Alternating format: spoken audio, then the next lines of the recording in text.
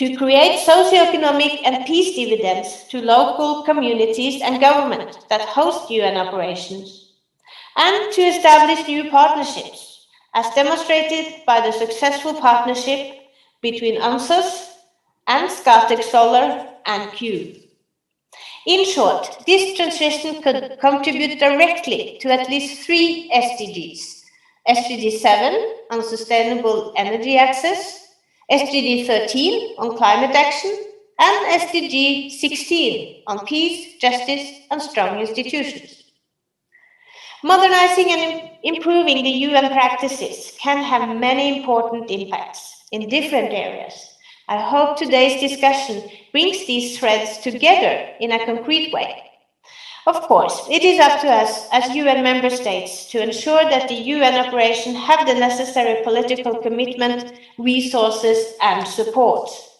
For our part, Norway will follow up on the work already done to ensure that the environmental footprints, including the use of energy, is being considered in Council-mandated missions. Excellencies, UN colleagues, friends, thank you again for joining us. I very much look forward to hearing more and to continue these discussions together. Thank you. Thank you, Ambassador. Thank you so much for these enlightening remarks. I would like now to turn to our ambassador, my country's ambassador to the UN, Her Excellency Nada Nusayba. Your Excellency, the floor is yours. Thank you, Dr. Nawal, and thank you to my co-hosts and our distinguished speakers and over 300 participants, and to Mona for making the time to be with us, although the Security Council business is very busy today. This level and quality of engagement is exceptional, and I think indicative of the potential to keep evolving peace operations within the larger sustainable development agenda. And when Norway and the UAE started talking about potential deliverables in the overlap between security and climate change, we found immediate agreement within 2 frames. First, that we need to find these practical options that make peace missions more efficient, effective, and responsive to the needs of both staff and host communities. And second, that we need to be careful about creating unrealistic wish lists for what peacekeeping missions can actually deliver.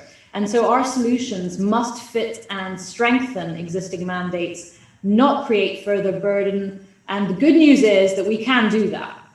As member states, we all want to reduce the costs and risks of peacekeeping without sacrificing standards. And we similarly want missions to leave behind sustainable peace and, where possible, infrastructure for host communities, mitigating the negative socioeconomic and security impacts of mission withdrawal.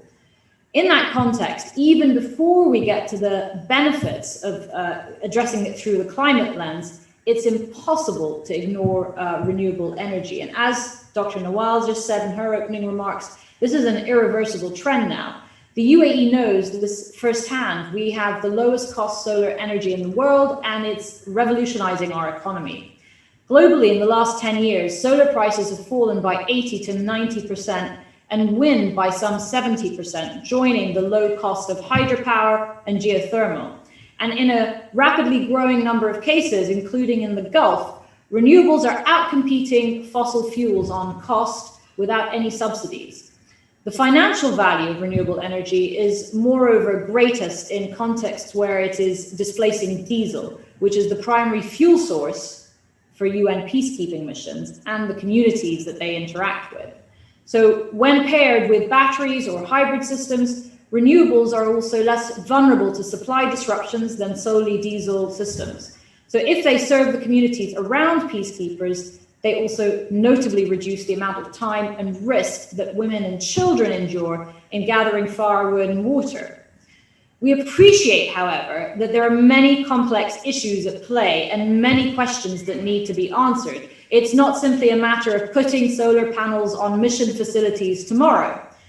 For example, what is the right threshold for investment in renewables? Should that investment be made by the UN directly or through power purchases from local utilities and private companies? And what is the optimal role for troop contributing countries?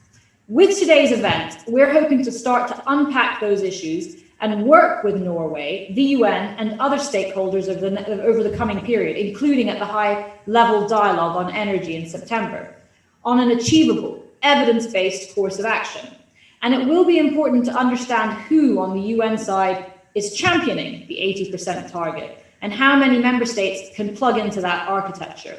And it will also be important to consider what language in mission mandate renewals might be helpful and what language would be counterproductive. And if we're elected, we hope to continue examining concrete climate-related opportunities like renewable energy as a non-permanent member of the Security Council in 2022 and 2023.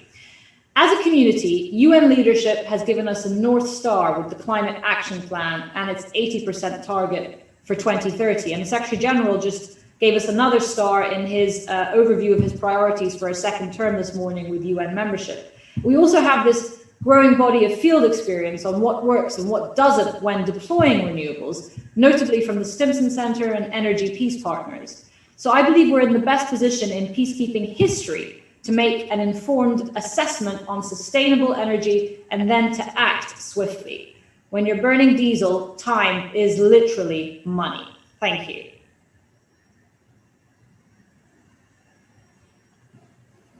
Thank you so much, Your Excellency. Thank you both our ambassador for this incredible beginning of our session today.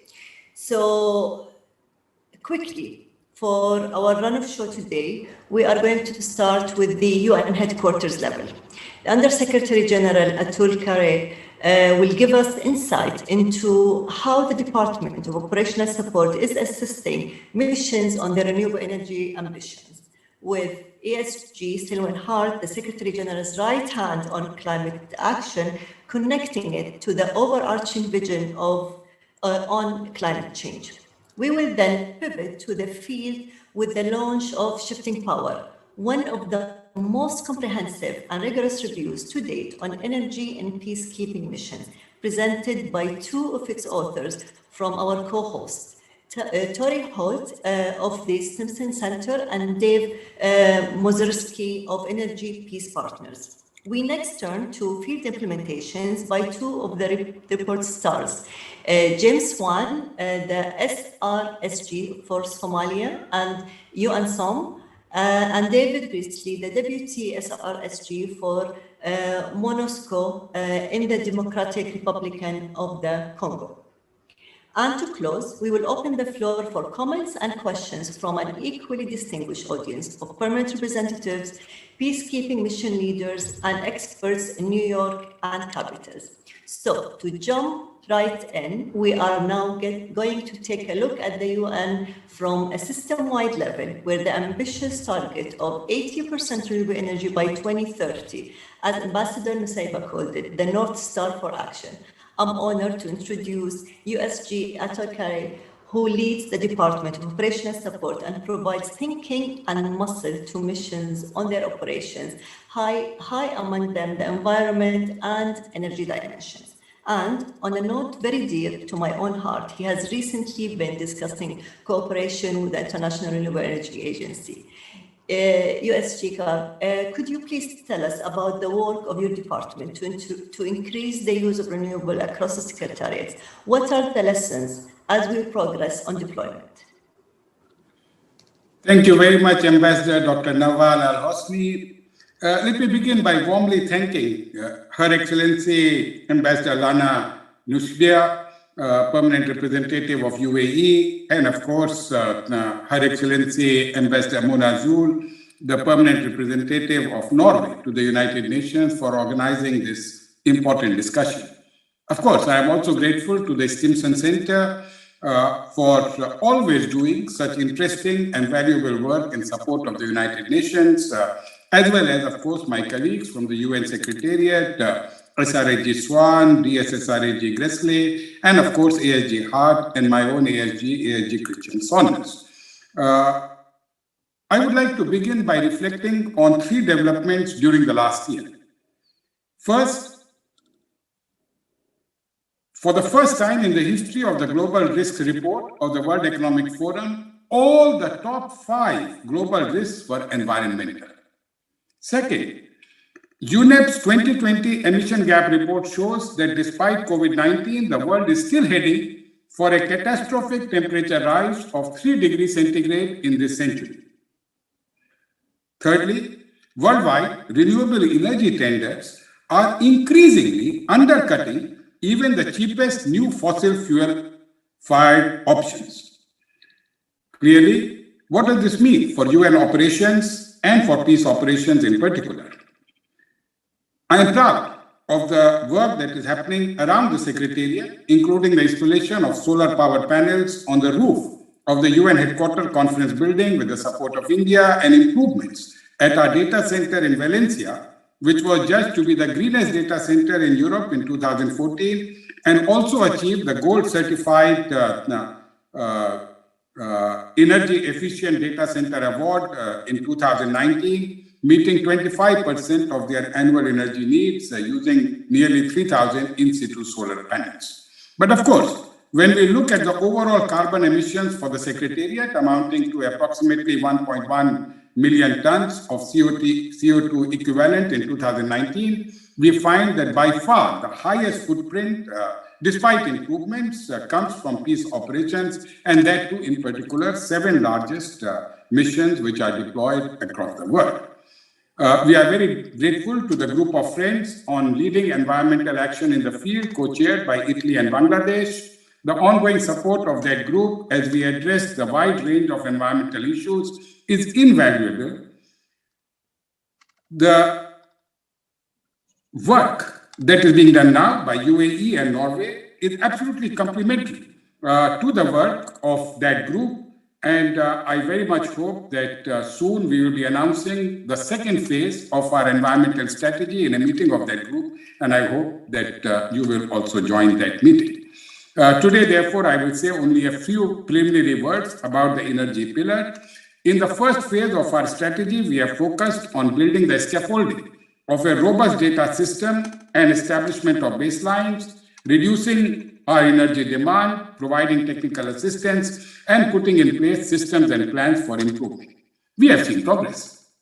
14 energy infrastructure management plans have been developed, amendments to the contingent owned equipment manual to promote the deployment by troop and police contributing countries of more efficient generators have been made, and there has been positive uptake.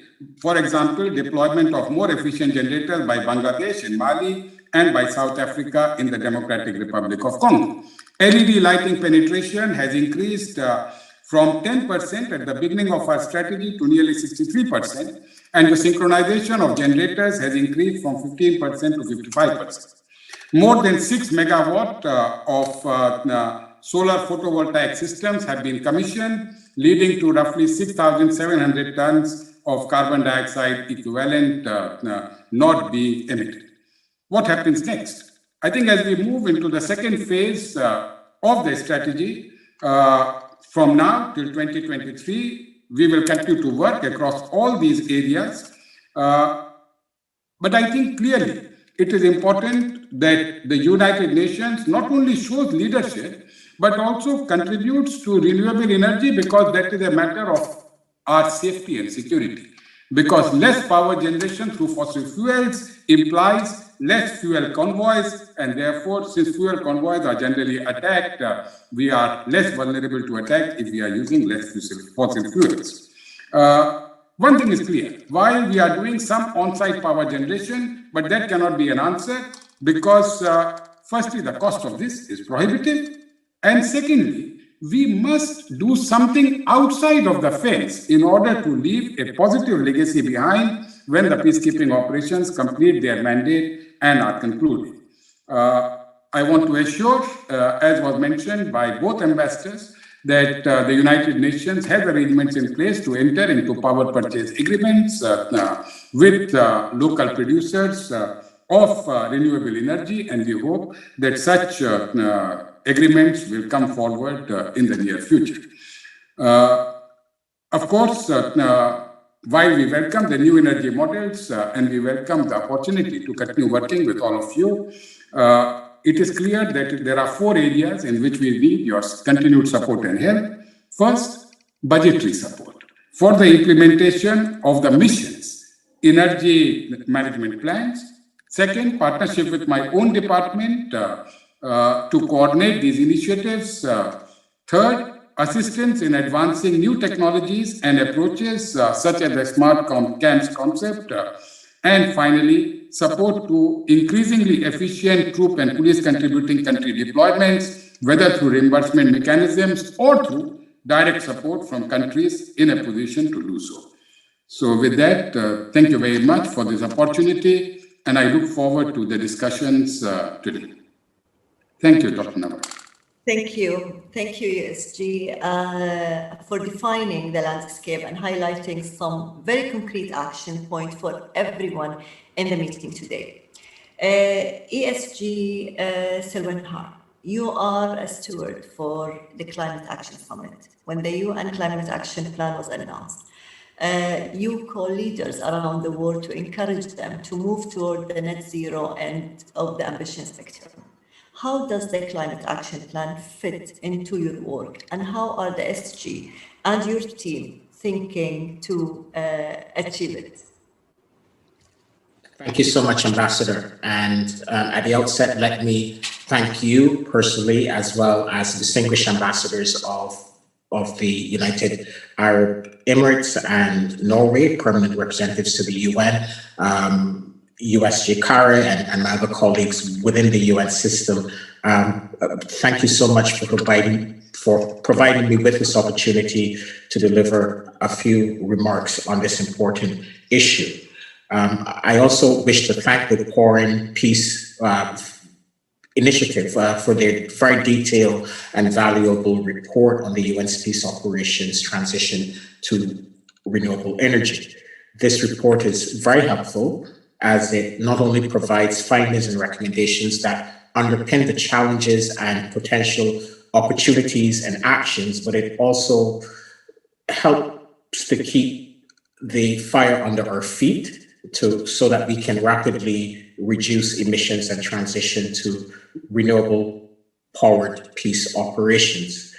As the Secretary General said this morning in his speech to the General Assembly, and as he said at the end of last year in his State of the Planet speech, every country, city, financial institution, and company should adopt plans for transitioning to net zero by 2050 and lay out clear short-term targets. The sense is very clear. If we are to hold the increase in global temperature to 1.5 degrees Celsius, we must achieve net zero before 2050. And for us to be on that pathway, global emissions will need to be reduced by at least 45% from current levels by 2030. For countries demonstrating this short-term credibility and action, they will need to reflect this long-term vision for net zero in their nationally determined contributions. And we've been seeing some very encouraging commitments in the past months or so. Major emitters and companies, asset managers, and entire sectors have announced ambitious plans towards net zero. But we are acutely aware that in order for us to achieve this goal, we must ensure low carbon, climate resilient development.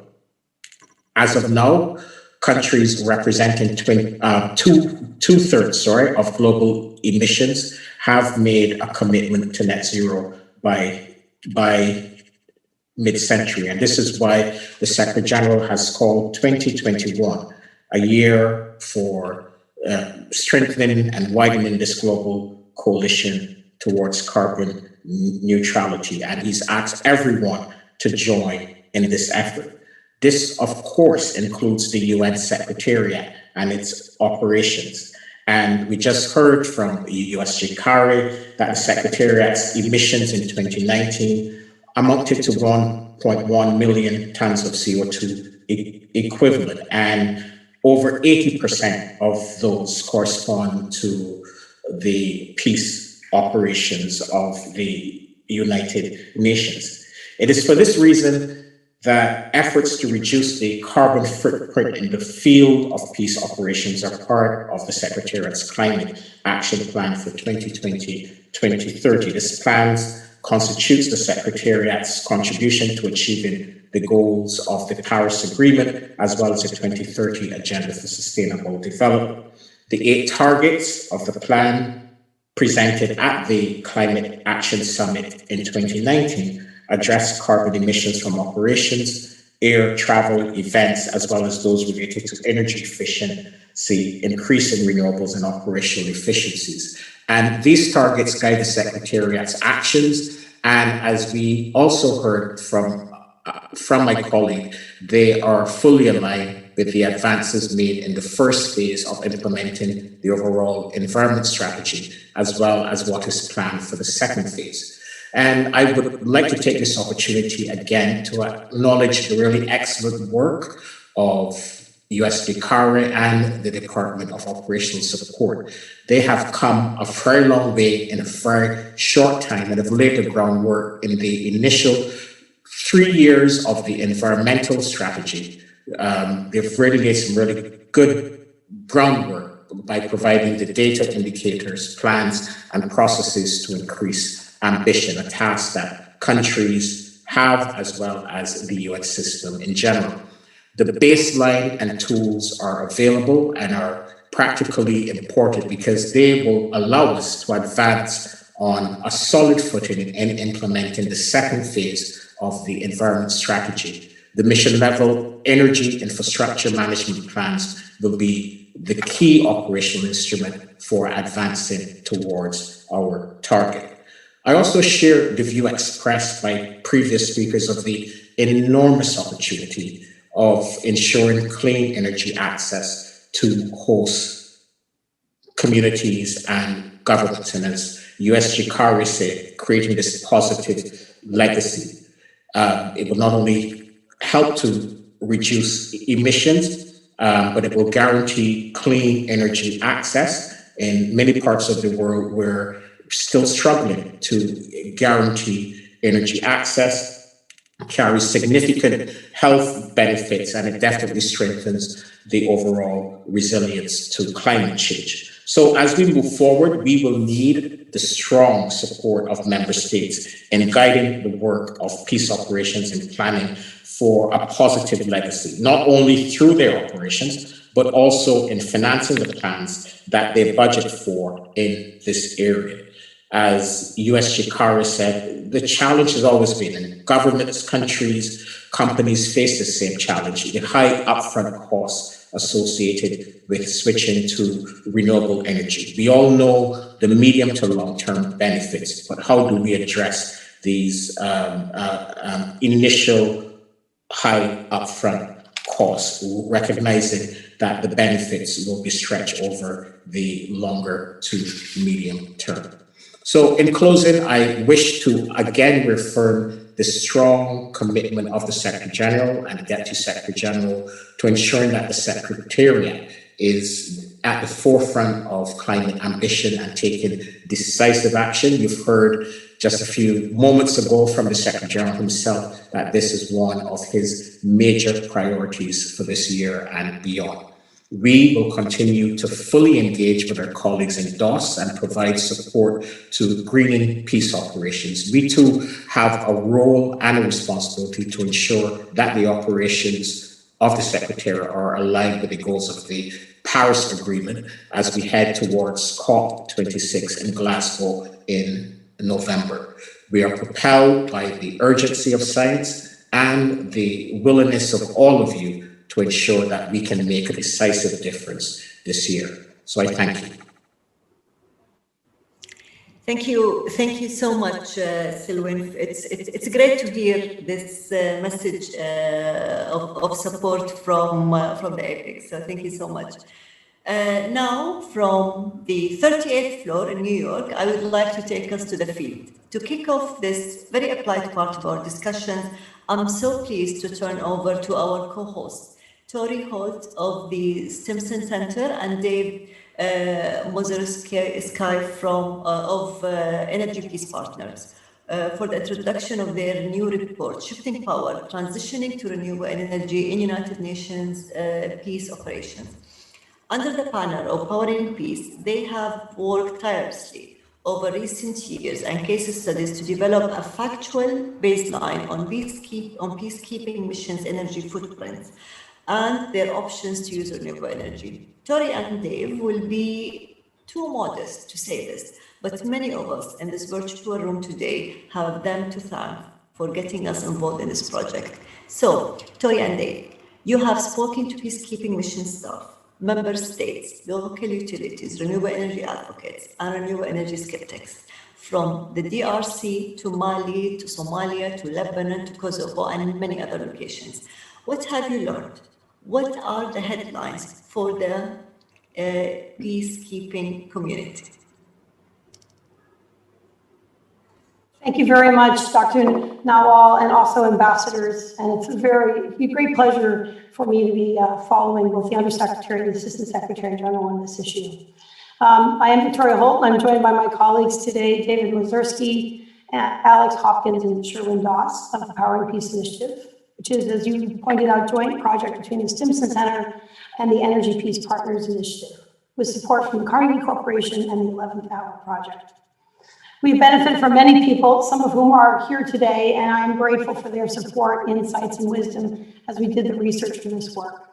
As you know, as you stated, our goal is to help explore the potentially transformative role that renewable energy can play to enhance the important work of peace operations and to benefit the host communities.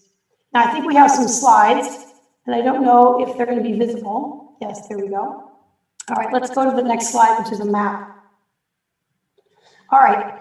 So this map highlights roughly the 27 countries that are most affected by conflict, climate vulnerability, and energy poverty.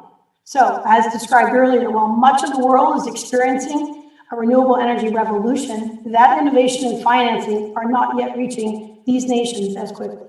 And these countries are also where the UN operates, including peacekeeping missions in Mali, South Sudan, Somalia, Central African Republic, and the Democratic Republic of the Congo, among others. So the question is, could the UN both shift from its reliance, particularly on diesel generators, and help support change in these fragile states? So our report examines first the UN vision, its policy frameworks, and the perspectives from the field on how and why transitioning to renewables could be beneficial and what challenges and opportunities will face the UN headquarters, the field, the member states, and the peacekeepers as well. Let's go to the next slide.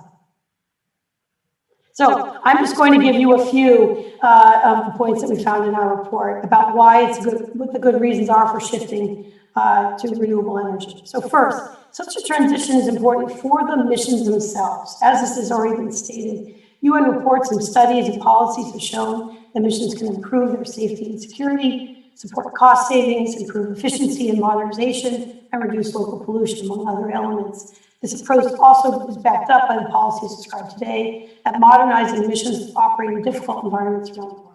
Second, it does support the UN's environment strategy as well as UNSCAP, the Secretary General's Secretary Climate Action Plan, which calls for 80% renewable energy use by 2030 for the UN. And as noted, over 60% of the Secretary's emissions come from the field, and the bulk of those come from peace operations. Third, an energy transition could support the greater ambitions, many of which have already been described for working on sustainable peace, meeting the SDG goals, including access to energy, and supporting communities and host nations to leave a positive legacy. So even with innovation and progress by missions, which my colleague Dave Mazurski will speak to, there is a gap between these ambitions and the ability to deliver in the field. So I will turn to that next. The next slide, please. First, we'll start with a few key findings. First, energy, despite being such an immense enabler for missions, is largely hidden from view. It's primarily seen as a support to mandate implementation, which it is, but is less recognized even in some other aspects of logistics, say aviation. So therefore, also, the responsibility and the decision-making about energy is dispersed. It's spread across mission support, management, leadership, budget, operations, and policy leaders. In general, there are few NGOs or research groups such as ourselves that have actually been able to or wanted to look into this issue. So there's less literature to find. And finally, to have a transformation, we think that you need enhanced visibility of the role of energy and operations and for stakeholders, as well as to support the field innovations that have already begun. Second, key factors continue to impact the use of diesel generators, both for incentives and disincentives for the shift. Many of these are obvious to this audience: short-term financing and one-year mandates, high upfront capital costs of renewable energy, reliance by peacekeepers on diesel generators as an established mechanism of self-supply of energy, and we're not looking to get rid of them, difficulty engaging the private sector, complexity in contracting and support. And as noted, it's not a component of any mandates. So two more findings. Third, our report finds, however, that transforming mission energy use is ripe for partnership. As been noted across the UN with member states, private industry, member states as philanthropic communities, there is a great deal of knowledge and enthusiasm to tackle. It's a matter of pulling folks together. And then finally, leadership.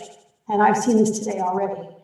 That is key to connecting the vision and implementing policy, recognizing the incentives and disincentives, drawing lessons from the field, and supporting innovation. So let me turn to Dave, and then we'll conclude with some recommendations. Over to you, Dave.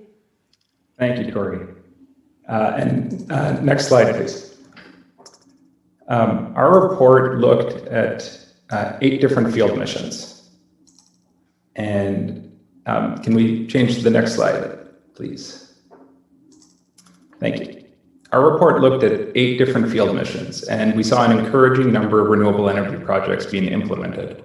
And we identified 3 models for how these projects have been developed. While each of these projects has been groundbreaking, none of them were easy. With an eye towards scalability, given the UN's own renewable energy goals, we found that existing procurement and support systems are not yet oriented to widely replicate or scale these approaches. Next slide, please. Did we lose our slides? Well, there we go. So let's go first to South Sudan, where UNMISS has installed the largest solar project in any UN field mission, a 1 megawatt solar system in Juba and a nearly completed 1.3 megawatt system in Wau. Both are behind the fence and powering the mission's internal network. In this in-house procurement model, missions procure the equipment outright and outsource or self-install the project. This appears to be the most common model to date, but it can be cost prohibitive, as we've heard, because renewable energy systems, and we've seen mostly examples of solar power, carry a large upfront purchase cost, but do pay for themselves and are cost-saving over time compared to diesel generators, particularly for missions with long and expensive diesel supply chains. UNMISS was able to purchase this system thanks to a year-end budget surplus in 2016, which covered the cost of the solar panels and batteries. However, the system design, plan, and contracts were not in place to install this equipment, and it sat in containers for several years, during which time the batteries were spoiled. Despite this, the project is an important achievement for UNMISS. It will be cost-saving for the mission and is the largest solar project in one of the least electrified countries in the world. However, it's difficult to replicate the circumstances that enabled the project, so hard to significantly scale this model. Next slide, please. The second example is from the DRC, where in 2018, MONUSCO connected 2 diesel-powered bases in North Kivu to a local hydro plant distribution line, saving hundreds of thousands of barrels of diesel and hundreds of thousands of dollars. We'll hear more about this from DSRSG Gressley, but MONUSCO has continued its efforts to try to connect additional field sites from diesel to local hydro, including upgrading from providers that offer part-time hydropower to those that offer 24-hour hydropower. This local hydro-powered grid connection is a wonderful option for MONUSCO. It's cheaper, cleaner, and supports the local energy sector. Yet local clean-powered grid options are not available everywhere in DRC, nor to most field missions, so it's not a widely scalable solution. Next slide, please. The third example comes from Somalia, where UNSOS recently signed a power purchase agreement, or PPA, with a private solar company, Cube Energy, to build a new solar and battery power plant in Baidoa to benefit both the UN and AU missions and the local electricity grid. And we'll hear more about this from SRSG Swan.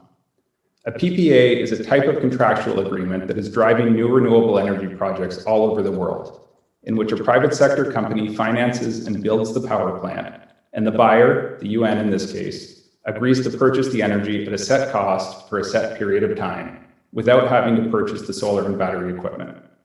It's an attractive option because it gets around the short-term funding cycles that can constrain UN missions, even as most missions have decade-plus lifespans.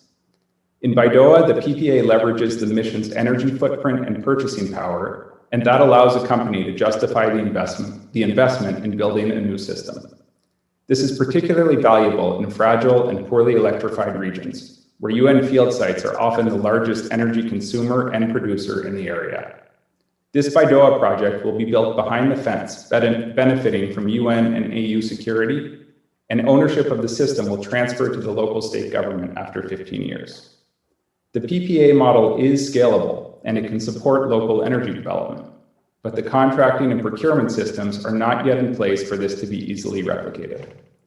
There are a few other UN examples of this. There's a variation of this kind of agreement in an IOM-run humanitarian hub in South Sudan. In Mali, MINUSMA is also working on a pilot project variant of a PPA that would be behind the fence and power the mission in Bamako. UNITAR has also developed the Global Guarantee Mechanism, which is a PPA-like framework that was developed to be consistent with the procurement guidelines of UN humanitarian agencies and may also be applicable for peace operations. One thing we did not find was an example of a TCC or PCC contingent bringing renewable energy equipment for deployment, despite the fact that reimbursements for renewable energy and hybrid generators have been authorized for several years. These contingents are a sizable component of the energy footprint in field missions, and creating effective incentives and support systems for these contingents to adopt renewables will be important. Let me pass back to Tori for the conclusions. Thanks very much, Dave. I'll be brief. I know we have a short amount of time left. So on our recommendations, it's obviously an opportunity for leadership. And we would recommend that the Secretary General appoint a high-level champion and establish a secretariat-wide team to support the action plan to meet the UNSCAP, but also to integrate the other components of what we're talking today. We think the elements of success are there: top-line policy goals, existing technological and financial models, a growing coalition of UN member states, as well as the demanding host nations, and some really talent and innovation in the field, which deserves more attention. Second, we do think this would need a dedicated team to capture and also share knowledge across the lessons learned from the field. We've been leading a few case studies, but the work here is really where the knowledge is based, and we would recommend that.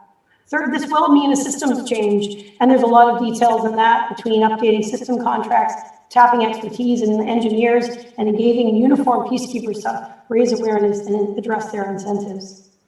Next, energy should be considered part of a peace-building toolkit. We've talked a bit about the link to SDGs, but working with the country team, thinking about missions as an anchor client, and looking at energy in conversations about transitions.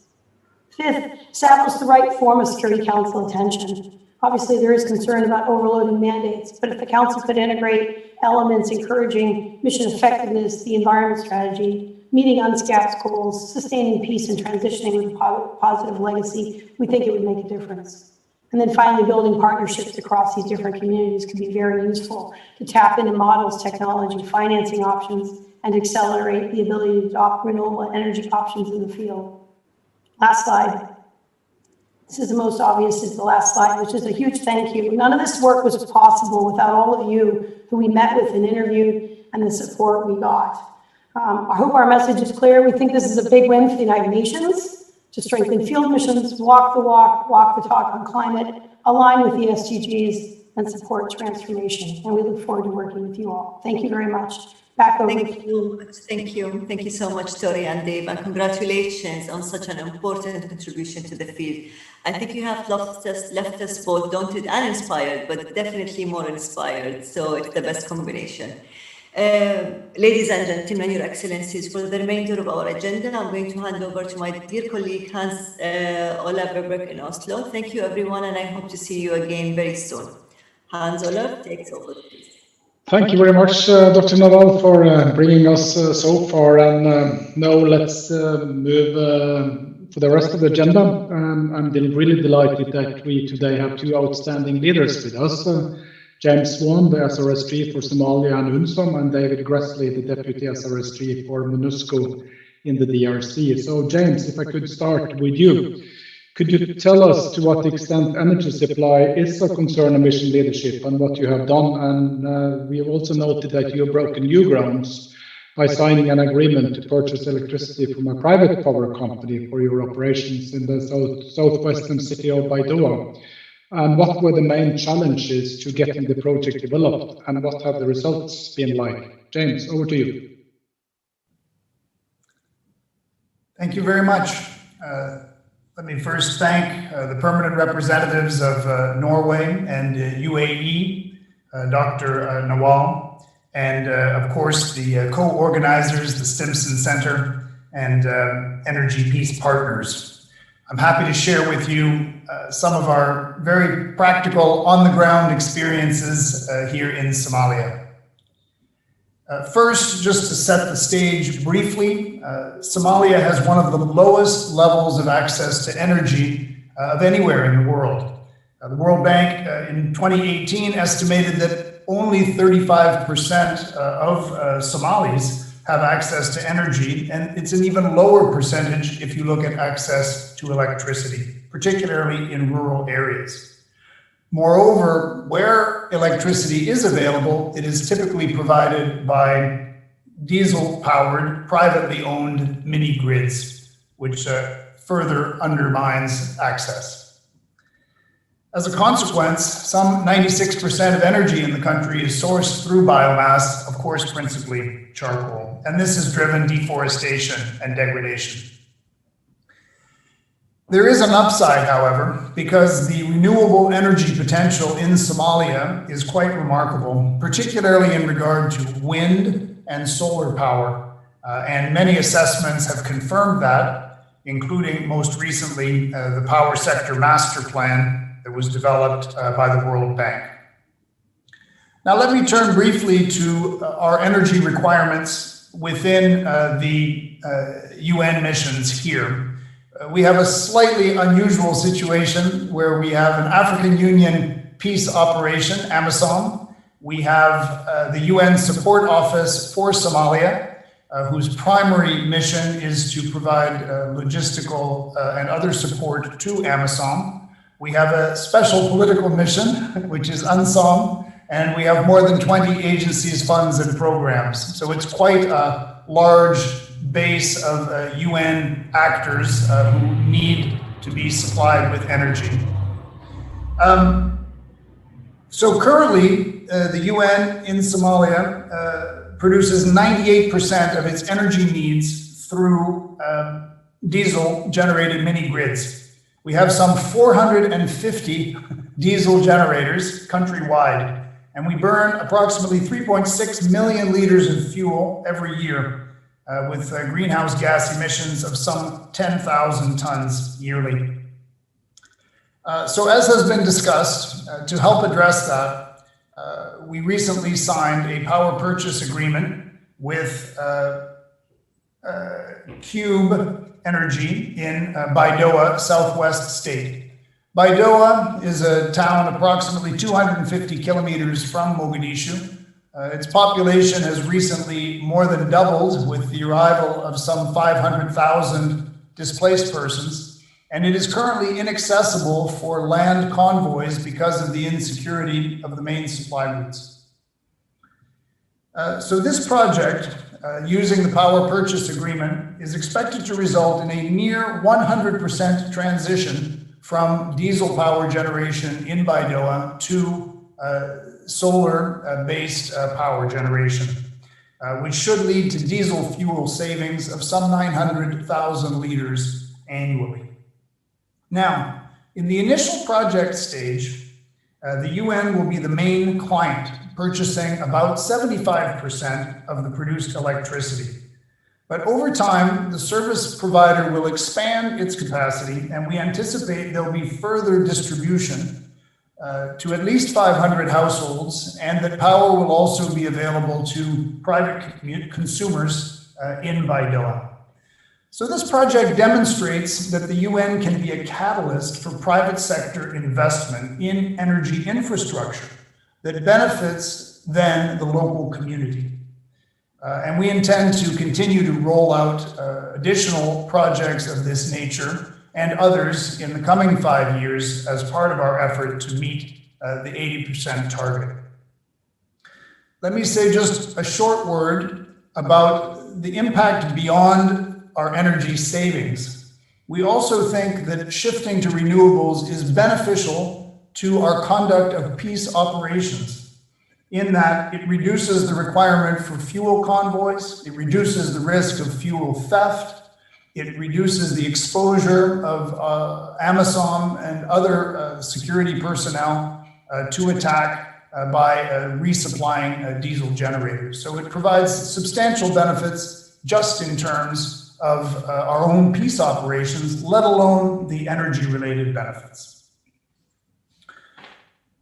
Let me conclude with just a few observations, and I know there'll be a Q&A session as well. But here are a couple of our takeaways, and I think they entirely reflect and underscore and validate the findings of the report. First of all, leadership is critical. Even though we're talking increasingly of energy innovation in the United Nations, clearly we are far behind the private sector on this. And moving ahead in Somalia required leadership not only from the headquarters level, but among my predecessors who made this a priority, and certainly up and down the chain here in country. We think it's also very important to look at ways to innovate in regard to procurement practices, and particularly ensuring that all of the costs involved in fossil fuels consumption are fully factored in to a cost-benefit analysis when looking at renewables, particularly solar in this case. But it's important to consider all of the costs, maintenance for the generators, fuel transport. In the case of Baidoa, because the main supply routes are insecure, the fuel is airlifted to Baidoa. So the cost savings are even greater in these circumstances. And there are many other ways in which it's possible to make the business case and the business model much clearer and more transparent in terms of the relative benefits of moving to renewables. Finally, as I've noted, there are specific benefits for troop security and protection by shifting to more decentralized models, reducing the need for fuel and transport convoys, and we're also looking increasingly at smaller solar generating capacity that can be placed in forward operating bases, reducing the requirements again for a costly supply chain to get to the peacekeeper on the ground. So with that, let me say thank you very much, and we look forward to continuing the discussion. Thank you very much, James, for providing us with your insights and what you've achieved so far. So let me now move to David. A similar scene-setter question for you on MONUSCO. Your mission has successfully connected several field sites to local hydropower in Eastern DRC. And could you tell us what motivated your engagement on renewables and some of your experiences with bringing hydropower into the energy mix and what the impact has been? David? Thank you very much. And once again, I would like to thank the permanent representatives of Norway and the United Arab Emirates for their support, as well as, of course, the Stimson Center and obviously our colleagues in New York headquarters. Let me just start out very briefly talking about our energy footprint in the mission. We use approximately 37 million kilowatt hours of electricity per year, which is roughly the equivalent of nearly 4,000 American households, just to put it into perspective. And if you compare that to the average Congolese households in a country where 15 million people have no access to power and only 1% of the rural population where we largely operate are actually connected. So we actually become a significant player in the local power market and a significant consumer, giving us a significant responsibility for our energy use, consumption, and generation. We are in an area, well, maybe I should step back one moment. We are gradually reducing our footprint in the country. By the middle of next year, 2022, June, we should be down to approximately 3 provinces in the country out of 26, Ituri, North Kivu, and South Kivu. The reason I mention that is that this area is blessed with significant hydropower, and that is coming online in almost all of the areas that we're operating or is already online. So we have tremendous potential to move to that as a source of energy. As I speak, we are currently using hydropower and solar, totaling about 1/3 of our energy consumption. So that's already very good. Of course, we have the advantage of having a hydropower base for the grid. Approximately 3% of that is solar power. 3% of our global usage is from solar power, and the rest brings us up to 1/3 using hydropower. The potential to expand that is quite high, and as I mentioned, most of the areas that we have a major presence do have access now to a hydropower grid, and so it's a real opportunity if we move forward and link into those grids, and we can come up with a significant reduction in the use of diesel fuel, far less than the 2/3 that we're currently utilizing. That actually then leads us to the core question that was raised, which is our field operations outside the major cities here in the East. There is a twofold opportunity. We're also in close proximity to the Virunga National Park, which is a significant portion of the land area here along the border with Rwanda and Uganda. It is both a source of it's a UNESCO World Heritage Site and something of great value to the world, but it also unfortunately has been hosting a number of armed groups. A lot of illegal charcoal production takes place on the inside, which finances these armed groups as well. And so we have an unusual opportunity here to work with the Virunga National Park, which has set up a special foundation where they're trying to fight that particular issue of by creating alternatives to charcoal, and have set up a number of hydro dams in the area, often close enough to our company operating bases that we can link to. We have at least 5, of which 2 are already linked to. And this offers a number of opportunities to not only move more towards renewable energies in remote locations, but also contribute to peace and stability in these areas by supporting the generation of this electricity. And each time one of our field offices is linked up, our company operating base is linked up, it requires a transmission line to come in, which opens up opportunities for local populations also to benefit from that transmission. The cost is quite low for that. So we can contribute, and also this electricity is used to develop local industry for employment, all of which contributes to our overall exit strategy for leaving the country. So we think this partnership with the Virunga National Park is quite important.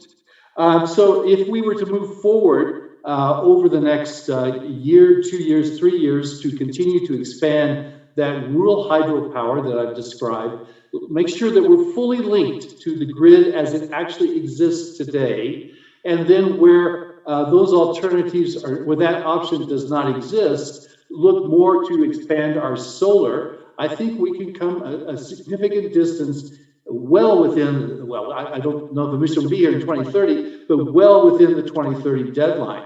So it's a real potential here to make rapid progress. And the only thing that kind of echo a little bit what SRSG Swan mentioned, I think we need to have a relook for accelerated procurement processes that allow us to do these linkages quickly so that we can maximize the march towards this 80% goal. Right now, sometimes it can take a year to 18 months simply to hook up to these already existing electrical grids. So that is an easy win if we were to seize that. And I will finish, because I know time is short already, by saying, I think we can look at other areas as well, not just the generation of electricity for our operations, but, and this was mentioned by USG Kare, the importance of improving conservation. You mentioned synchronization. We can look at better ways of doing accommodation where our people live so that it uses less electricity because it's more appropriate for the climates in which we operate in. Here in many of those cities that we work in, here in the East, our staff live in private accommodations, rented basically. Maybe, and we have a number here who've been able to convert their homes to solar power, largely they can operate most of their needs off of solar power. We need to find a way to make that much more across the board. So we need to look at our footprint more than just in our office accommodation. And the third area, and I'll just give one example of this, is in our own project implementation. Community violence is a key project that we have. One of our key things that's A, popular, B, very effective, is the installation of solar lighting in urban areas. We find that that goes a long ways to reducing criminality, but also armed attack, because people have the ability to see what's going on all night long. And it opens up greater space for people to be out at night, and it creates a protective environment just from the light. And it's renewable because it's solar lighting, they last very well. So we're trying to see how we can work with this to really expand this locally as a way to create a greater security through renewables. And I think that linkage, which was brought up at the very beginning, of peace, security, environment is extremely important. Many opportunities, we need to seize them. Each country probably a little bit different, and that's going to require creativity and innovation as a way forward. And with that, I will conclude my remarks. Thank you very much for this opportunity. David, thank you very much. Could you just hold the line, because I have a final question to both of you in terms of what can the troop contributing countries contribute with. So what is the potential for them to contribute to your renewable energy plans? Because I noted in the presentation of the report that they haven't really found any examples of this yet. So David, if you could briefly address this question as well. Thank you. Well, yeah, thank you very much. I think, as was described earlier, there are options for in the SURs, which describe how they are going to be reimbursed for greater use of renewables. I just think maybe that needs to be looked at again to see how we can make it even more attractive. Probably direct work with the TCCs in terms of the importance and the advantages. We need to make the incentives there. I think there's real options to do that. I think what I mentioned earlier is the bringing in electricity, whether in this case hydropower, is a real possibility, but other ways of doing that more systematically. Let's not put the whole burden on the TCCs for these company operating bases. I think it needs to be a partnership if we're to achieve that. So many options, and as was mentioned at the beginning, this technology is evolving quickly. The financing of this technology is evolving quickly, and we need to make sure our systems, which is the core issue I think raised in the presentation, need to be amenable to this fast-moving situation in terms of technology funding. I mentioned procurement earlier. I think these are areas, if we attack them correctly, we can see this whole process accelerate. Thank you. Thank you very much, David. James, what is your perspective of how the troop contributing countries can contribute to your agenda or to this renewable energy agenda? Yes, well, I think one way is, of course, to help develop a change in the culture and the mindset across all of our activities, including those in which the TCCs play a prominent role. There is pre-mission deployment training that includes an environmental component, and we think that that could be enhanced so that the TCC peacekeepers who are deployed can begin to understand better and look for opportunities for innovation around use of renewables and energy savings. I think a second area that we think might be worthy of further exploration is looking at aircraft and other equipment that are used for transport of TCC peacekeepers.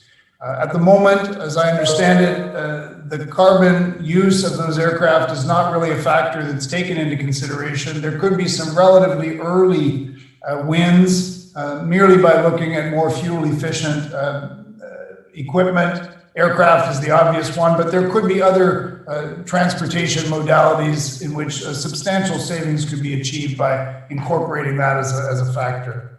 And then the third would be to look at possibly adjusting reimbursement rates for contingent owned equipment to create greater incentives for use of renewable energy options rather than, for example, diesel-fired power generation. So those are a few specific ideas. I think a lot of it comes down to culture change. We're all learning, and we could obviously add to their toolbox as they move forward. Thank you. Thank you very much to James and David, and thank you for the leadership that you are providing to this agenda, and also with the experiences that you have, which I think is extremely useful for us to tap into. And I'm hoping that your leadership could be an inspiration to others of your colleagues.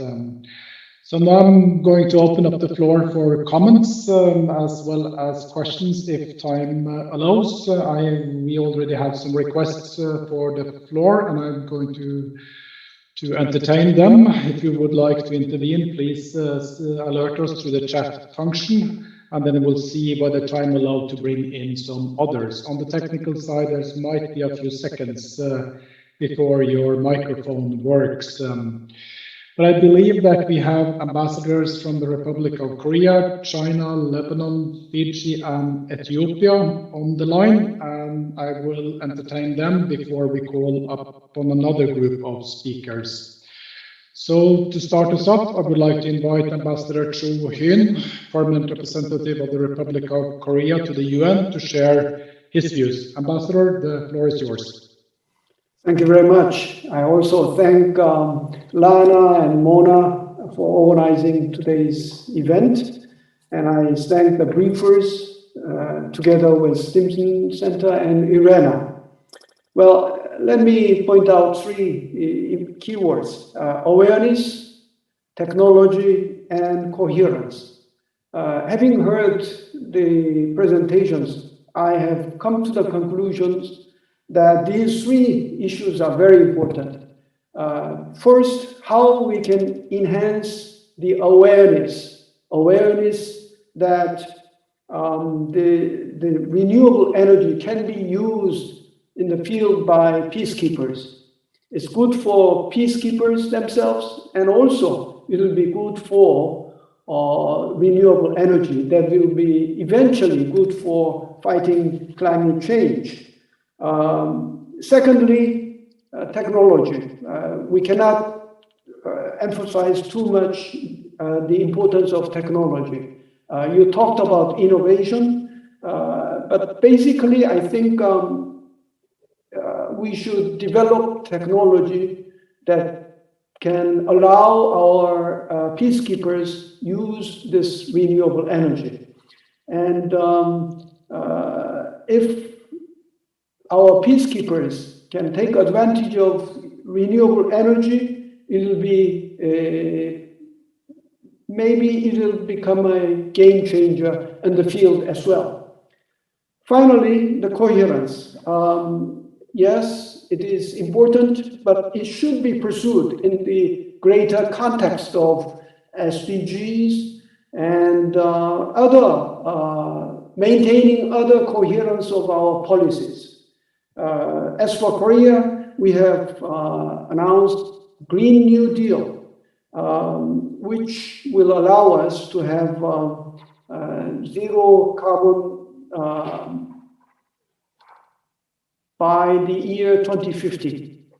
And we will also take advantage of the renewable energy in our field operations of peacekeepers. For instance, gadgets for lighting, that would be great. These are the points I was thinking about upon listening to the briefers, but I have a specific question that might be a little bit aside from our topic today, but it could expedite the process of developing technology.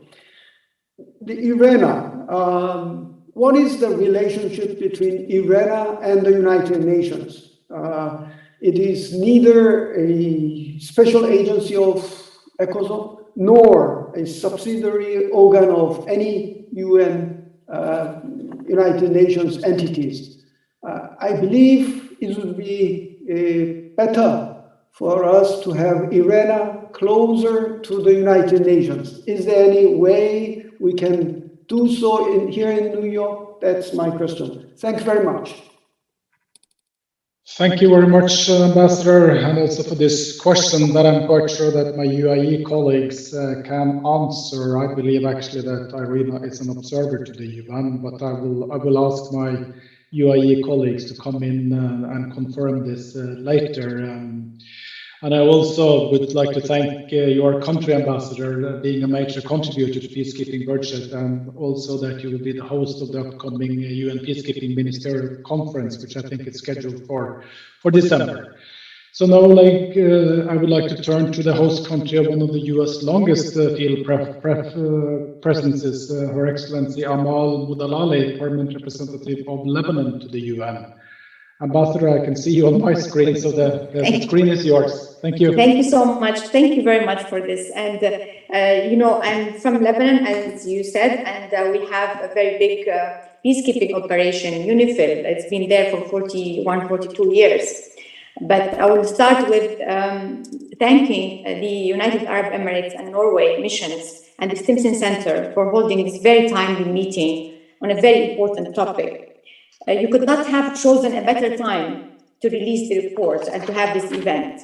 Powering Peace has been getting a strong shot in the arm recently, and it's not a vaccine. It's a series of good news from different parts of the world. In Washington, the new American president, Mr. Biden, made climate change central in his administration, starting on his first day on the job with executive orders to return the United States to the Paris Agreement. He imposed a ban on new energy drilling, halted the construction of the Keystone Pipeline, created a civilian climate corps initiative, and announced a leaders summit in April on Earth Day. Also, very good news from the UK. Today, reporting that renewables overtake fossil fuels for first time in UK as Europe transitions to green energy. The Climate Adaptation Summit, organized by the Netherlands, brought leaders from all over the world and launched a comprehensive adaptation action agenda. Leaders called for making this decade one of transformation. Lastly, but as important, the private sector is stepping up to the plate and shouldering its responsibility in being part of the solution and not being the problem in the climate crisis. For instance, BlackRock, the world's largest asset manager, announced last week that it will push companies to commit to achieving net zero emissions by 2050 and raise the prospects of dumping companies that fail to do so from its actively managed funds. So we have good news. Some have been saying lately it's too late, that we will not be able to save our environment and planet, that we are fighting a losing battle.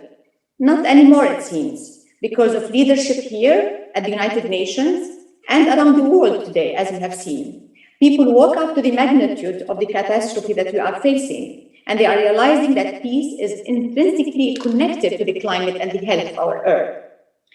The UN report, the Stimson report that we have in our hands is telling us that the United Nations has been making transition from relying on diesel to harnessing renewable energy in its peacekeeping operations. And we saw all these debriefings today on that. All peacekeeping operations are based in conflict countries that are mostly poor and already suffering from the effects of climate change, although they are not the major contributor to gas emissions and pollution. These countries suffer twice and are victimized twice. It's heartening to see that peacekeeping operations are starting to transition to renewable energy because they have to lead by example in these countries and be the change in the climate battle. Renewable energy can be transformative in conflict countries, but what the peacekeeping operations have done is not enough, unfortunately. Much more is needed to make the real transition. I outline why it's time to move more aggressively into green energy for UN peacekeeping, and I'll go very shortly because many people spoke before me and they talked about it very extensively. It's cheaper, cleaner, and longer lasting. Renewable energy costs dropped dramatically in the recent years. Also, in these countries, like the report shows, electricity is not reliable. By comparison, solar panels are cheaper and they last longer. A solar panel, for instance, can produce electricity for up to 25 years, according to some reports. Most conflict countries are in warmer climates and have ample sunshine with strong solar power potential, so the peacekeepers will not run out of power. Peacekeepers will also set an example and teach these countries to transition to solar power and harness this resource, and when they leave, they also leave behind an infrastructure that will be enduring. What a better legacy to leave behind than to leave a peaceful country with a green power, sustainability contributing to peace and stability on the long term. But there are important conditions for peacekeepers to achieve their green goals of green power and power and peace. Sustainable energy, foremost among them, is finance. I think this is the core issue for any operation. We need to leverage all the resources at our disposal at the United Nations to help to go green in peacekeeping. When we ran for the Peacebuilding Commission a few months ago, we ran on a platform of making climate a very important issue in peacekeeping and peacebuilding. We can leverage the peacebuilding fundraising to focus on financing renewable energy projects in conflict countries and for peacekeeping operations in these countries. The private sector is very attuned now to the importance of supporting a green world. We need to partner with them and transition from promises to results. There is a need also to communicate with the host community well and communicate the importance of green energy. But here it's important to be aware of the local environment. I spoke to the UNIFIL officials about their work with solar energy, and as you know, since 2010 they have shifted to solar power and in empowering their electricity. And they told me that now they have the solar power for electricity, but for the cars they still rely on diesel because the area where they work in it's mountainous area too. And it's very difficult for electric cars to be able to make it up hills. So in financing, I'll go to financing. I hope that the BBC will upscale its work with the private sector to see how we can use the power and knowledge and resource of private sector to make climate as a pillar of making, building and sustaining peace. This will be done through making peace greener and more sustainable. I will end with something that Mr. Charles Ashley, the former head of the Jet Propulsion Lab, it's the lab that put Curiosity on Mars. He told me when I asked him to put the problem of the greenhouse effect and gas emissions in one simple example. He said, it's like a group of people sitting in a car, the windows are closed, tight, and all of them are smoking. He said, this is our atmosphere and this is what we are doing to our planet. I think it's about time that we all stop smoking. Stop the diesel engines in peacekeeping operations, especially the UN has been the adult in the room, sounding the red alarm on climate. Let us help the United Nations realize this ambition. I thank you. Thank you very much, Ambassador. And I also believe that we have Ambassador Nuli Edley of Ethiopia, and your country is also one of the largest troop contributors, as well as the energy co-lead on the UN Climate Action Summit. So, Ambassador. Thank you, Hans. Your Excellencies, dear colleagues, it's indeed a great pleasure and honor to be here with you today. I would like to thank the Permanent Representative of Norway and the United Arab Emirates the United Nations as well as the Powering Peace Initiative for organizing this virtual meeting. This is a very important agenda, and it is also timely to deliver on this issue at a time when we are witnessing an increased enthusiasm in the climate change agenda. For many reasons, a discussion that contributes to the interlink between renewable energy and peace operation is a subject matter that Ethiopia lends all ears to. As you know very well, I represent a country with proven track records both in the field of renewable energy and peacekeeping. On the renewable energy front, Ethiopia has been implementing a green growth strategy that aims at curbing the adverse impact of climate change and reducing carbon emission. Our steadfast commitment to this objective is demonstrated by the fact we are implementing projects that can be generating more than 8 gigawatts of renewable energy. This includes projects that are being carried out to generate energy from solar and geothermal sources. These projects are being developed both by the public and private sectors.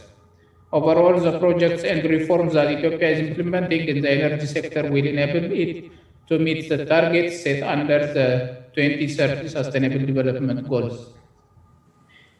Peacekeeping front, Ethiopia has played a leading role. Ethiopia's participation in the UN-authorized operation dated back to 1951 as part of the multinational force in the Korean War. Currently, more than 8,000 Ethiopian troops serve in some of the most challenging places in the world. The United Nations has been at the front of these agenda items for years, while it is certain that more needs to be done. We acknowledge the efforts undertaken to enhance the use of renewable energy in peace operations. A very good example is the UN Secretariat's 10-year climate action plan to source 80% of electricity from renewable energy by 2030. The achievement of this target can be a perfect instance of leading by example. The effort by the UN to turn to renewable energy will have special significance for developing countries. Most of the UN peace operations are being carried out in this part of the world. At the same time, the cost of generating renewable energy for these countries carries significant physical burden. As such, the use of more renewable energy sources by the United Nations peace operation would create an important market in these countries. This will help them both offset the cost and encourage the participation of the private sectors in the renewable energy markets. While envisaging a renewable energy further for UN peace operation is a blessed idea in all aspects, we should also be able to use this as an entry point to promote the wider effort towards meeting the targets under SDG 7. Addressing the challenges in the renewable energy sector should therefore be given the necessary emphasis. One challenge in this regard is the expense cost of investment in renewable energy for developing countries, despite a continuous decline of costs in technology related to renewable energy. Thus, supporting the poor countries working to develop their renewable energy potential is essential. We need to strive to garner more financial support and find ways to make sure the pledges meet actual disbursements. This is a challenge that cannot wait, as it adds to factors that hamper us from fulfilling our target for SDG 7, and addressing these gaps would meaningfully elevate the effort to power peace operation with renewable energy. In closing, I would like to restate the fact that the exercise to power peace operation by renewable energy transcends the purpose of cutting costs and expenditures associated with the use of diesel fuel. Much more importantly, it is about reducing environmental impact and carbon footprint associated with peace operation in a manner consistent with UN policies and principles. I thank you. Thank you very much, Ambassador. I'm looking at the clock here and I see that we are soon running out of time, but if you allow me, we can allow a few more interventions. We have a request from Dmitry Shumakov, Deputy Permanent Representative from the Russian mission, and then I would also like to give the floor to a joint intervention from Bangladesh and Italy, since they are chairing the Friends group, and also to France and Germany and UNITAR, if time allows. So let me start now with the DPR from Russia. The floor is yours. God dag, Hans Olaf. Tack för det. Spasibo. Thank you very much for giving me the floor. I'm happy to participate in this dialogue, and I would like to, of course, acknowledge that Russia is a participant of the Paris Agreement and is active bridge builder in the climate negotiations, is recognizing the role of renewable energy in the mix, is also making efforts in its national approaches to increasing the role of renewable energy. But as far as peacekeeping is concerned, we have always been trying to reach out to our colleagues with the voice of common sense, because we have to recognize that the overall emissions from the UN is 1 million out of 36 billion, which is 0.003%. And when we take out of it 60%, which is attributable merely to peacekeeping, this is half of the 0.0003%, which makes it 0.00017. So let's be serious about that, first of all, and then I'm also have to remind the phrase that was said by my esteemed friend and distinguished USG Atul Khare, that renewable energy instruments capacities make the peacekeeping missions less vulnerable to attacks. This also I cannot agree. I think it's vice versa. But the most important point that I wanted to make in dealing with peacekeeping for a long time is that we have taken into account primarily the approach of the hosting governments, because we have seen the examples when hosting governments do not wish to take on board the equipment that is left after the peacekeeping mandate is over. Another big point is that peacekeeping missions are a temporary mandates. Well, we have exclusion. We have UN mission in Kosovo, which can enjoy long-term planning and all kinds of renewable installations. But still, we have a very good example also with Atul Khare is quite engaged into this when we deal with Darfur. We had this challenge of withdrawing the capacities, withdrawing of a lot of bulky equipment. So these two things, they definitely put the peacekeeping planning and other associate measures quite difficult and complicate this renewable approach.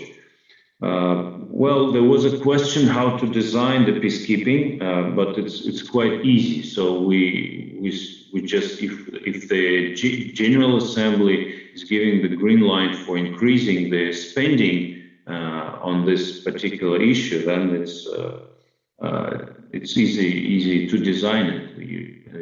When you have money, you can do it. But we also wanted to take into account the important role of the GA in looking into cost-benefit analysis. For example, we had a lengthy discussion about electric cars. Okay, you can do it in Brindisi, you can do it in Kosovo, maybe in some other places, but electric cars are not operable in some countries of African continent first, and second, we really, with all these enterprises, we really want to see the cost-benefit analysis. Because, for example, in the case of electric cars, it is accumulators, the batteries, which cause the environmental damage. And this has also needs to be taken into account. So we need to take the whole cycle into account. And when we look at the phrase that renewable energy capacities became 80% cheaper, but it doesn't say in terms of other alternatives whether it is cheaper or not. So this has to be taken into account. And my last point was about procurement changing the policies and to favorably weight renewable generation options. It has to be the decision of the GA to do this change in the mindset of procurement officers. Should this be the mandate? Maybe that's a good idea to switch. So putting all together, we understand there is popular mottos. We understand the idea of UN showing the leadership and being ambitious, more ambitious. But we also have to understand the local capacities, the hosting government priorities, and we only welcome if the hosting government wants this to happen. There is nothing better. And second, money, because peacekeeping is a really expensive exercise. We'll need to recognize that. And then maybe voluntary contributions could help here, but it also can be considered. Thank you very much for your attention and all the best. Thank you very much. Now the ambassador from China is with us, and he's been on my speaking list the whole time. So I would like to give them the floor to Ambassador Zhang from China. Please, the floor is yours. Thank you, Chairman. Thank you so much for giving me the floor. I know time is late. I won't be very long. I will be very brief, and I do wish to express my high appreciation to Ambassador Lana Nusaybeh and Ambassador Mona Zhu for co-sponsoring this event. As I indicated in the chat box, it's indeed a timely event on a critical issue. You know, we are eyewitnessing the negative impact of climate change, and we are suffering it from all dimensions. And in responding to the challenges, we should do whatever from all angles, from all activities engaged by the United Nations. And that's indeed a very important discussion. And I have heard what Under Secretary General Kerry and Assistant Secretary General Hart and other participants and their presentations, and I share many of the points they have expressed. And meanwhile, it's indeed a very, very important issue. We do not have, frankly speaking, a lot of discussions in the Security Council concerning how to integrate sustainable development into the deployment of peacekeeping operations. There should be, I do encourage the co-sponsors to continue to have further in-depth discussions on this important issue. And I also hope that the Secretariat, the peacekeeping department also take on this issue, and then to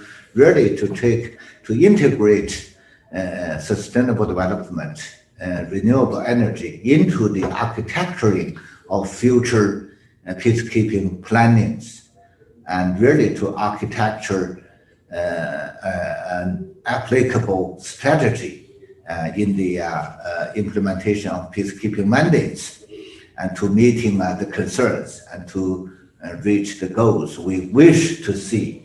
And for that purpose, I think the first thing we should really to continue to raise the awareness of the importance of adopting a sustainable approach in peacekeeping operations.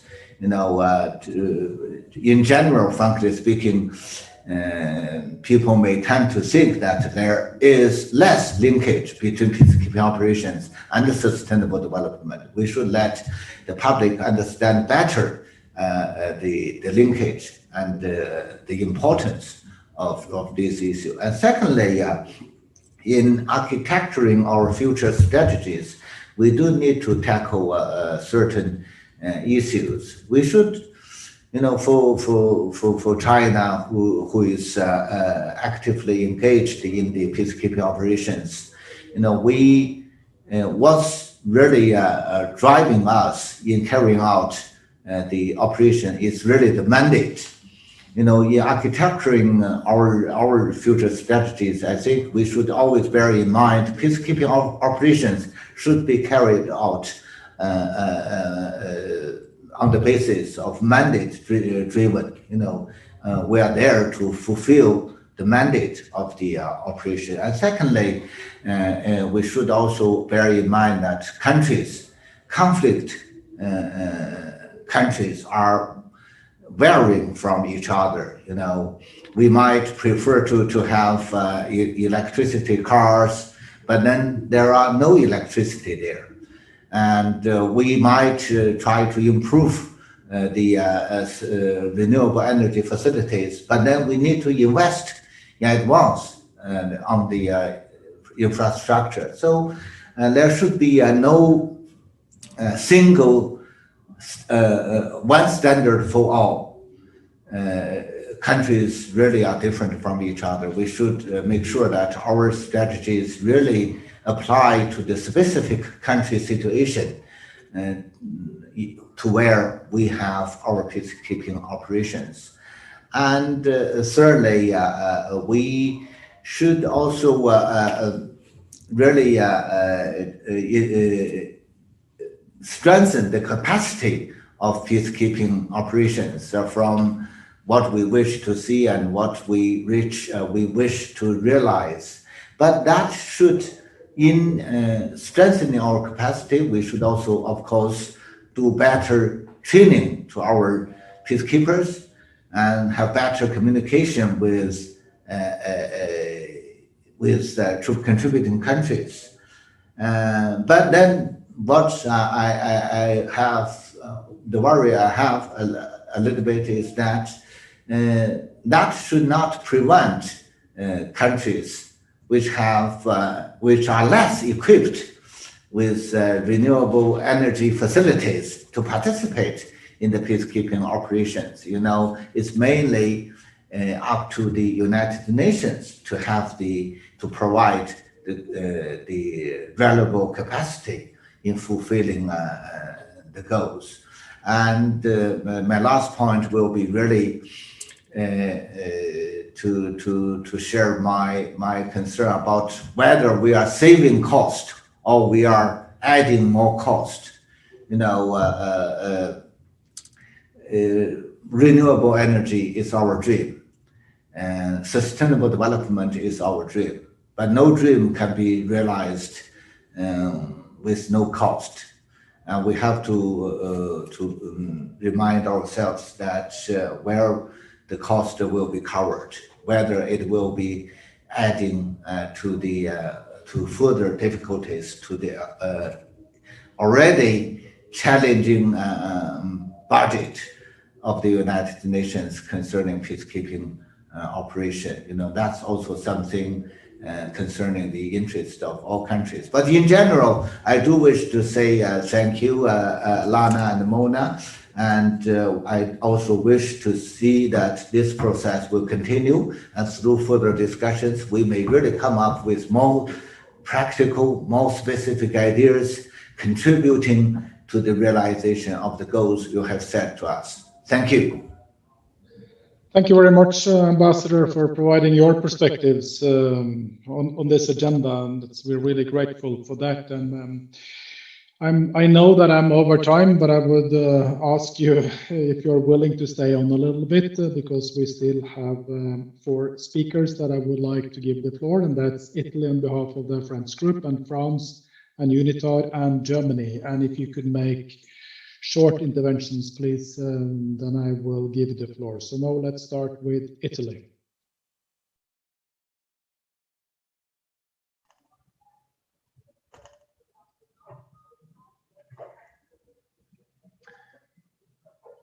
Can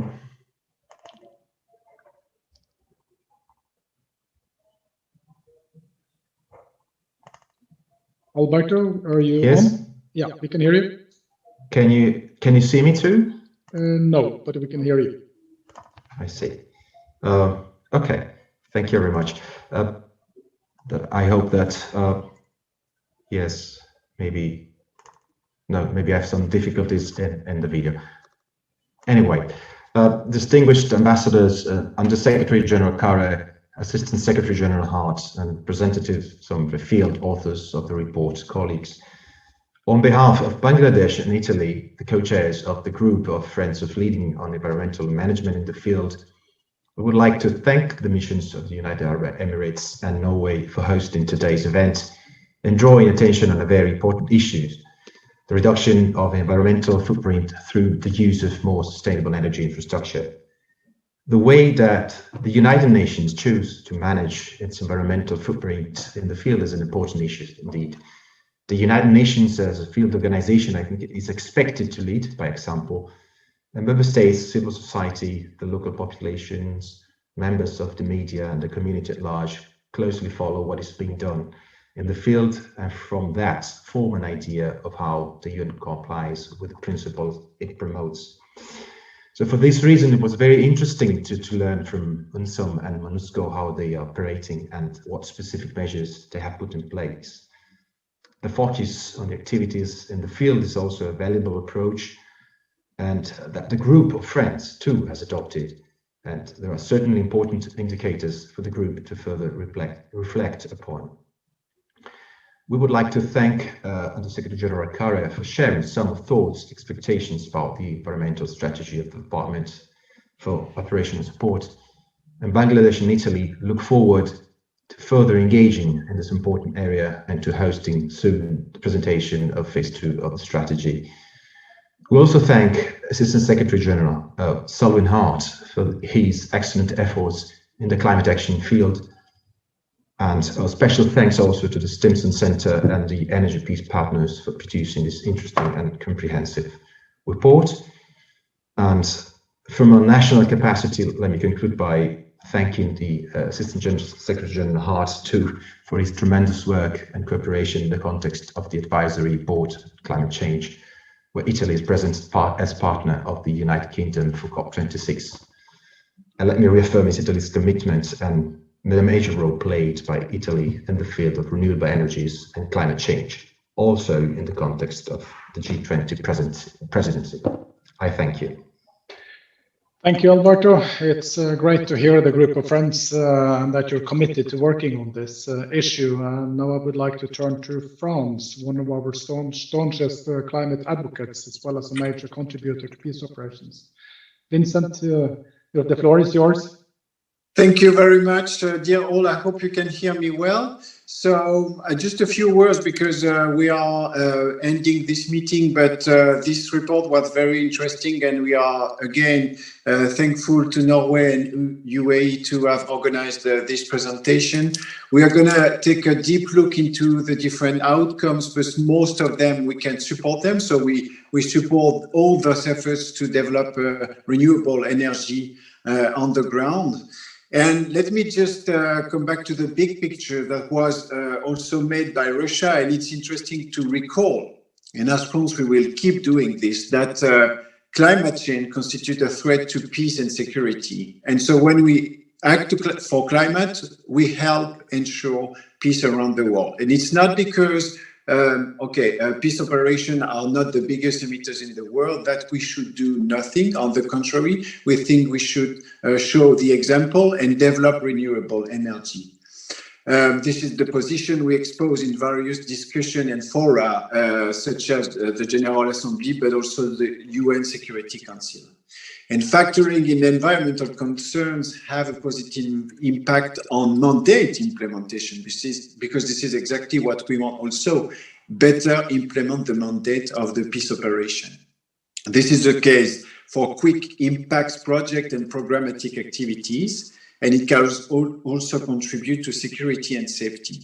Reducing energy consumption means fewer logistic convoy and less exposure to threats for example. And that was very interesting to hear from the example we had on the ground, like by Doha, for instance, that you don't need, you have less problems of logistic, and it's safer, and it actually emits less carbon to get renewable energy than to have planes bringing fossil fuels. So it's already happening on the ground, and this whole event was to expose what was happening. As our ambassador from Lebanon said, our colleague ambassador from Lebanon said, obviously we need to double down to accelerate. And as France, member of Security Council, I need also to tell that we should at the same time ensure that resources are fit to all objectives that we set to peace activities. And this should constitute an incentive to build on existing complementarities and recognize the need for adequate resourcing. This is a key question. So thank you again. I have a last suggestion or question. Maybe we should bring to the attention of different events this year, bring this question, such as the high-level dialogue on energy. Maybe we can discuss that and have a specific time on the UN, renewable energy and peace operation. It's a high-level dialogue that will take place in September. Thank you so much. Thank you very much. And your proposal to include this as part of the high-level dialogue is duly noted. And then let me give the floor to Thomas Vågrup from UNITAR for a short intervention. Thomas? Thank you, Hans Olaf, and I will be very brief. I'm representing a platform which is called the GPA, the Global Platform for Energy in Displacement Settings, and we are working to achieve SDG7 for all refugees and displaced population. And I think we can learn a lot, and actually what we discussed today about peace operations can be transferred to humanitarian settings one-to-one. It's exactly the same challenges, the same regions, the same opportunities as well. And maybe there's something positive around this collaboration, this using synergies here, because we are, I have to say, 2 years ahead of the peace operations, because we developed already a methodology last year to replace existing diesel-powered infrastructure. This is an innovative private sector partnership model working on leasing and power purchase agreements, as is already discussed and outlined today. And about half a year ago, we also issued a model for a guarantee mechanism. And honestly, with this in place, there's no reason why we're running diesel generators anymore. We can replace this, and we have to replace this. I think the UN should be really on forefront, as we heard quite often today. And we are working together with our friends from EPP, with the peace operations, to see if we can transfer this model to the peace operations and roll this out in the future. So let me thank you very much from Norway and the United Arab Emirates for this wonderful discussion today. Very refreshing, inspirational, and also our friends from Stimson and EPP. Thank you very much. Thank you very much, Thomas. And then I would like to give the floor to Germany, Matthias Lickhardt.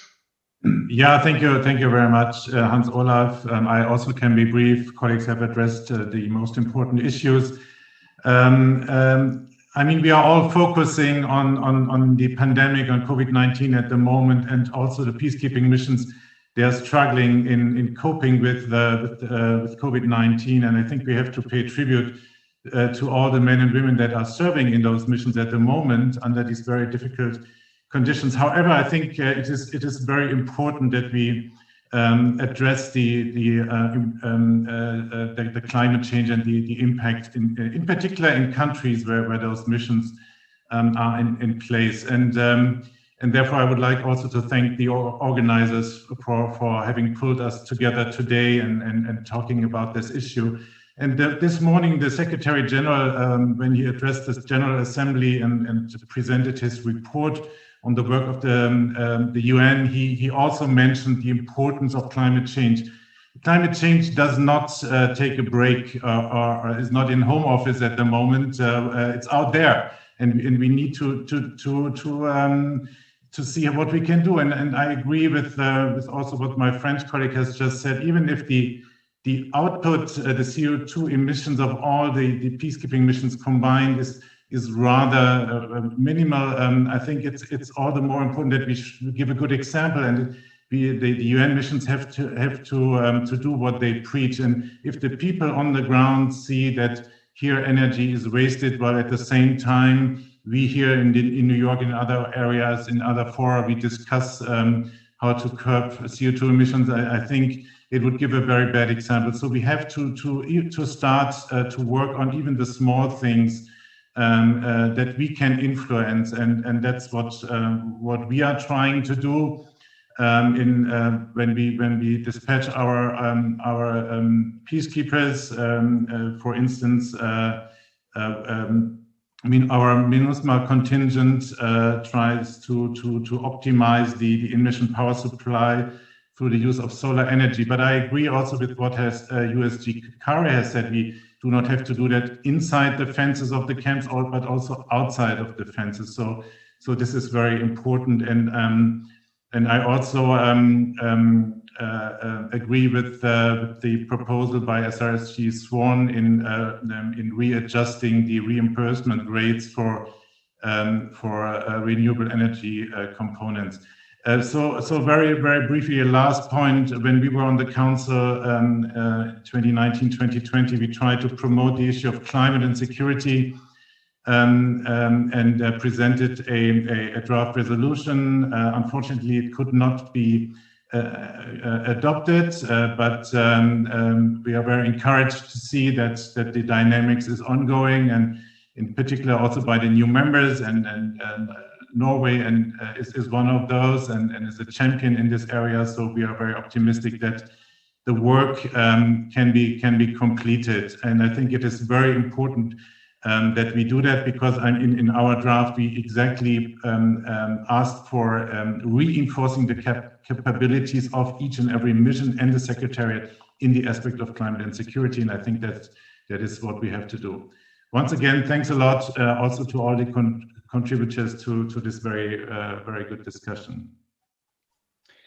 Thank you very much. And let me just briefly answer the question from the Ambassador for Republic of Korea. IRENA is an observer to the UN, and it's growing much closer to the UN with a goal to ensure complementarity. And the new DG of IRENA has already signed MOUs with agencies like FAO and UNEP, and they're already in discussion with the DOS on entering in some cooperative arrangement as well. Excellencies, colleagues, I'm afraid that we are actually over time. Sorry for keeping you longer than we had planned. That's not the way I normally do this, but this has been a really interesting event, and thank you very much for all the perspectives and inputs you provided to us. We have a compelling list of ideas on supporting missions in the transition to renewable energy, with shifting power as an excellent reference and guide for our work. As the two ambassadors said at the beginning, today is an opening salvo.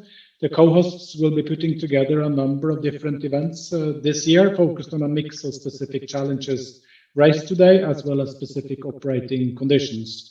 So we will be in touch with you later on, and look forward to maintaining the momentum towards helping the UN to walk the climate talk through increasing the use of renewable energy in peacekeeping and political missions. So again, let me thank Tori and Dave and the rest of your team at Stimson and Energy Peace Partners for the great work that you have been doing. The report is available and can be downloaded. Please read it. On behalf of the two missions, UAE's mission and Norway's mission to the UN, thank you very much for taking the time to be with us. And also a warm hand applause to the speakers that have given the input to us. Thank you very much.